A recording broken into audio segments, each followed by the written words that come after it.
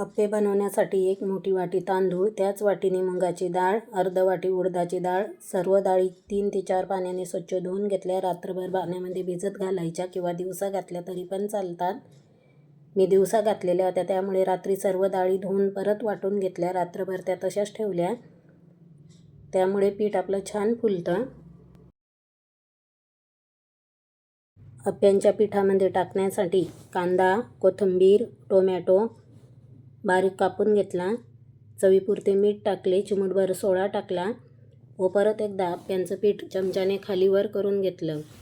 चटणी बनवण्यासाठी शेंगदाणे, हिरवी मिरची, कोथिंबीर, डाळी, साखर, चवीपुरते मीठ सर्व एकत्र मिक्सरमध्ये छान बारीक वाटून घेतलं. ह्या चटणीमध्ये दह्याचा वापर केला तर चटणीला चव छान येते. माझ्याकडे दही नाही, त्यामुळे मी नाही टाकले. तुम्हाला जर साखर आवडत असेल तर तुम्ही टाका, नाही टाकली तरी पण चालते. चटणीला तडका देण्यासाठी पॅनमध्ये तेल गरम झाल्यानंतर त्यामध्ये जिरं, मोहरी, कढीपत्ता छान परतला. परतलेला कढीपत्ता चटणीमध्ये मिक्स केला. चटणी दुसऱ्या भांड्यामध्ये काढून घेतलेली आहे, तुम्हाला दिसत असेल. मी इथं थोडी पातळ चटणी केलेली आहे. तुम्हाला जर घट हवी असेल तर तुम्ही घट ठेवली तरी पण चालते. बारीक कापून घेतलेला कांदा, टोमॅटो, कोथिंबीर अप्प्यांच्या पिठामध्ये मिक्स करायचं. वरून चवीपुरतं मीठ टाकायचं. अप्प्यांचे पात्र गरम झाल्यानंतर त्यामध्ये थोडं तेल टाकायचं. तेलामुळे अप्पे चिटकत नाही. मी इथं तुपाचा वापर करते.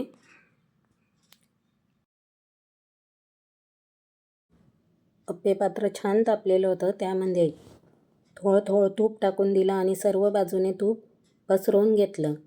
अप्प्यांचं जे मिश्रण आहे ते चमच्याने थोडं घ्यायचं आणि अप्पे पात्रामध्ये टाकायचं. एक एक करून असे पूर्ण अप्पे मी इथं टाकून घेते, तुम्हाला दिसत असेल.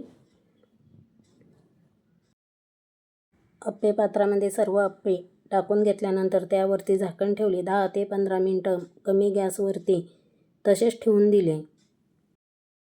10 ते 15 मिनिटांनी तुम्ही इथं बघू शकता झाकण काढले व छोट्या चमच्याने वरची जी साईड होती ती खाली केली व परत एकदा 5 मिनटं गॅस कमी करून झाकण ठेवून दिले.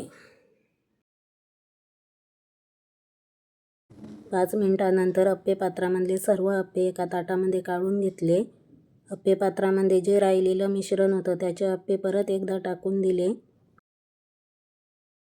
तुम्ही इथं बघू शकता वरून छान असे कुरकुरीत अप्पे झालेले आहे, आतमध्ये मऊ झालेले आहेत.